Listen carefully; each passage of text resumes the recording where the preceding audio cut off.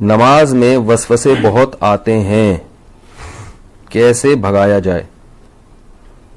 دیکھو نماز میں وسوسے اگر اس طرح کے آ رہے ہیں نا, وسوسے دو طرح کے ہوتے ہیں. بعض لوگوں کو طہارت یعنی ناپاکی کا وسوسہ شروع ہو جاتا ہے کہ پتہ نہیں ہوا تو نہیں خارج ہوئی ہے, پیشاب کا قطرہ تو نہیں نکلا, تو اس کے بارے میں صحیح حدیث ہے کہ جب تک 100% یقین نہ ہو وضو ٹوٹنے کا, اس وقت تک یہی سمجھا جائے گا کہ وضو باقی ہے.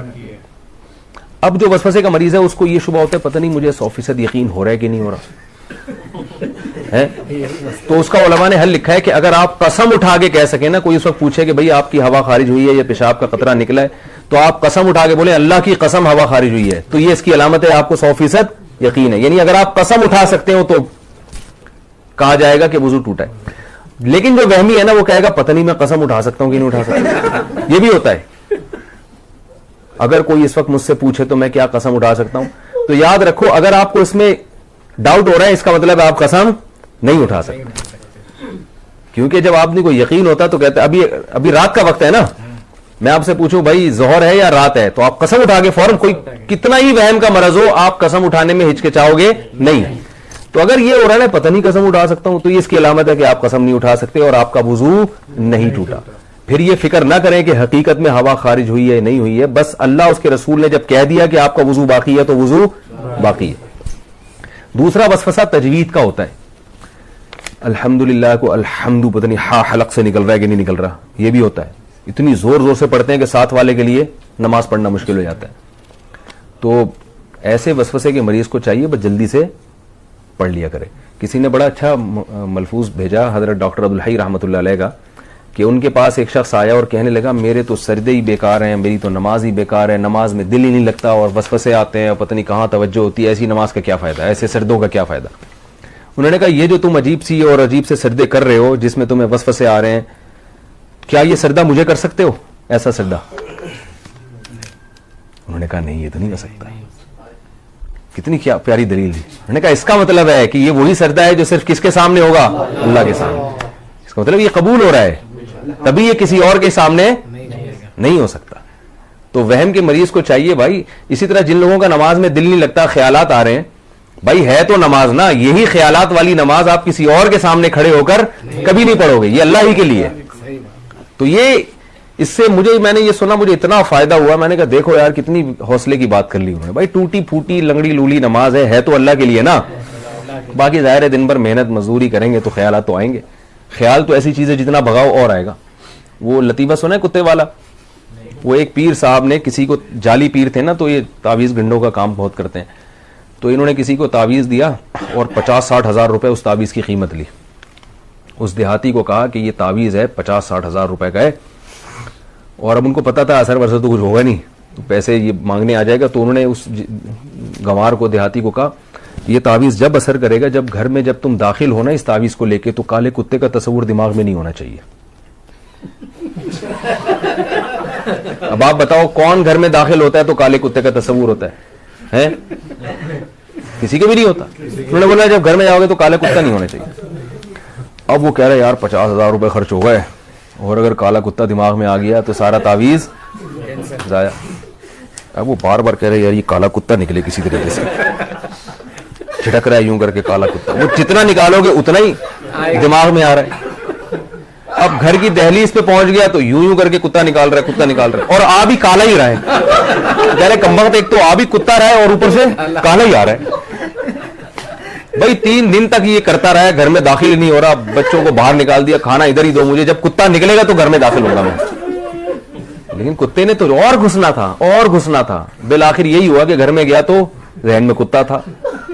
بعد میں آیا وہ اپنے جعلی پیر سے کہنے لگا یہ اثر ہی نہیں. انہوں نے کہا دیکھا مجھے تو پتہ چل جاتا تمہارے ذہن میں کتا تھا, اور عقیدت ہوگی کہ ایک تو ان کو پتہ بھی چل گیا. تو وسوسہ ایسی چیز ہے جتنا نکالو گے اتنا ہی آئے گا. اس لیے حکیم الامہ حضرت مولانا اشرف علی تھانوی رحمہ اللہ نے لکھا ہے کہ وسوسے کا حل یہ ہے کہ نہ نکالو نہ خود سے سوچو, جو خود سے آ رہا ہے آنے دو. اللہ جب اسی وسوسے کے ساتھ نماز قبول کر رہا ہے تو ٹھیک ہے. اور وضو کے بارے میں سوچو ہی نہیں, 3 دفعہ منہ دھو, اس کے بعد سوچو ہی نہیں یہاں سے کچھ یہاں سے کچھ. وہمی کے مریض ہیں ان کا کبھی بھی وضو نہیں ہو سکتا, ان کو آپ تالاب میں ڈبو کے نکالیں گے نا 6 دفعہ, پھر بھی نہیں ہوگا ان کا وضو. تو یہ بہت بڑی بیماری ہے. اس لیے جو ہے یہ وہم ایسی بیماری ہے کہ ڈاکٹروں جو نفسیاتی ڈاکٹر ہوتے ہیں نا ان کو بھی بیماری ہو جاتی ہے. یہ وہمیوں کا علاج کرتے کرتے جو سائیکیٹرک ہوتے ہیں نا, یہ بھی ہوائی بات نہیں ہے, یہ بھی تحقیق کے بعد بتا رہا ہوں کہ یہ جو سائیکیٹرک ہوتے ہیں نا جو نفسیاتی علاج کرتے ہیں, کچھ دنوں کے بعد ان کو اپنا علاج بھی کروانا پڑتا ہے.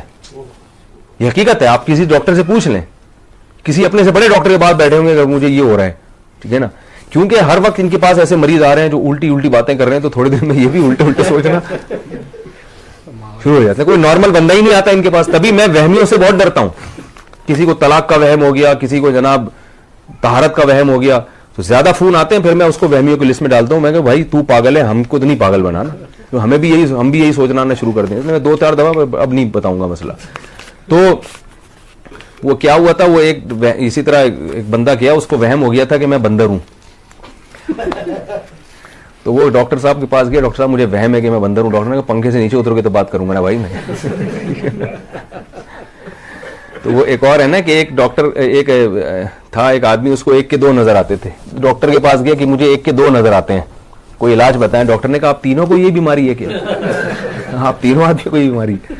تو بعض دفعہ ڈاکٹر خود اس میں مبتلا ہوتا ہے. تو وہم کا علاج خود ہی کر سکتے ہیں بھائی. وہ کیا ہے کہ وہم کو لفٹ نہ کرائیں.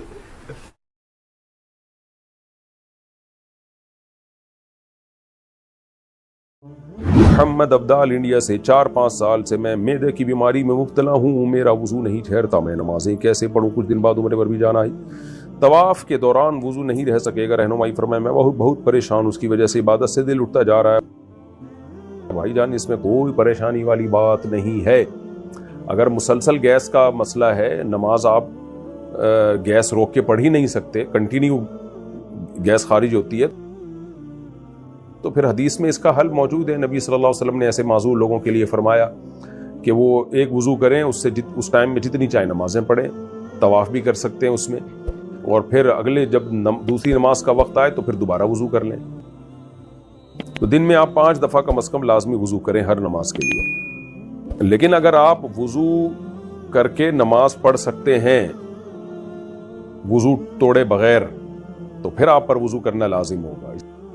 اسی طرح طواف اگر 7 چکر لگانا ممکن ہی نہیں ہے وضو کر کے, تو پھر وضو کر کے 7 چکر لگا لیں. اس دوران اگر وضو ٹوٹ گیا تو معاف ہے, معذوروں کے حکم میں. لیکن اگر آپ کو غالب گمان ہو کہ نہیں بھی وضو کر کے میں مکمل 7 چکر آرام سے لگا لوں گا, تو پھر آپ وضو کر کے یہ کام, یعنی وضو باوضو ہو کے ہی کرنا پڑے گا. پھر یہ اس پر میرا کلپ تفصیلی موجود ہے معذور کے بارے میں. آپ میرے چینل پہ سرچ کر سکتے ہیں کہ معذور آدمی ہے جس کو بار بار قطرے آتے ہوں تو وہ کیسے نماز پڑھے گا.